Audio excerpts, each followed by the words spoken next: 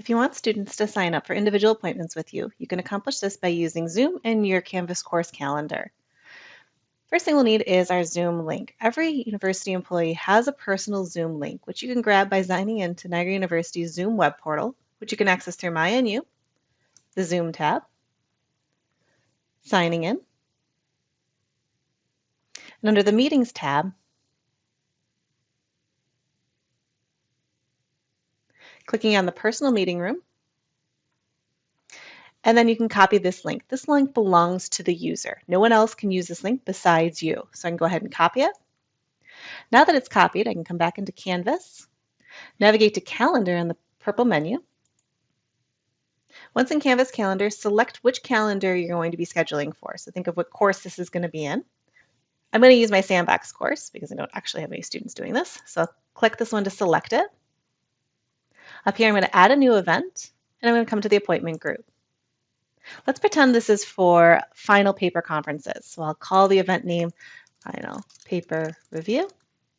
The location, I'm going to want to paste in that Zoom link I copied, because when students sign up for the appointment, then they'll have the link right there with them.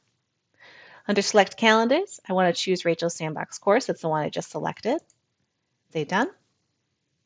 You can have students sign up in groups. So if it was a group paper and you want everyone to come together, you can choose this option. But if you're trying to do individual conferences, you want to stay away from this choice. Put in your availability, so what dates and times you're available for students to meet with you. I'll give my students a few options here. We'll say December 2nd, 4 p.m. to 6:45 p.m.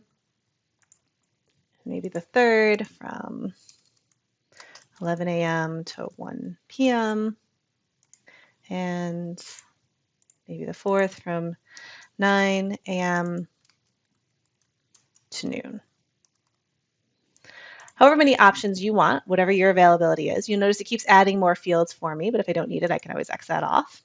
The next, you're going to have to decide how long you want each meeting to be. So we'll say these are going to be 20-minute conferences, and it will divide it for me. You can limit each time slot to how many users. You probably just want one student per slot, so I would say limit it to one user. You can decide if you want other students to see who has signed up for what slot. I'm going to stay away from that just to protect students' conferences.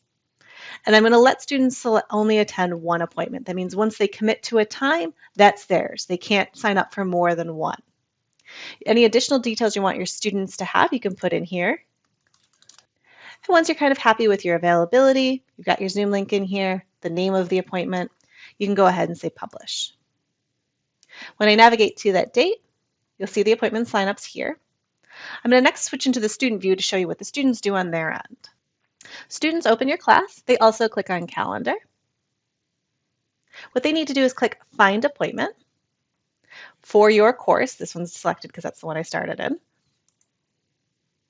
It tells me that the next available appointment is available on December 2nd, so I can click this to navigate to that date and see all of the different options. Perhaps the Wednesday at 10 a.m. works best for me, so I can click on that. The student sees the details, they see the Zoom link, they can put any comments they want, to send to you, and they just click this reserve button. That takes that session offline for everybody else. You can see it's sort of grayed out a bit here, and it's booked for that individual student. When they're finished, they can go ahead and close.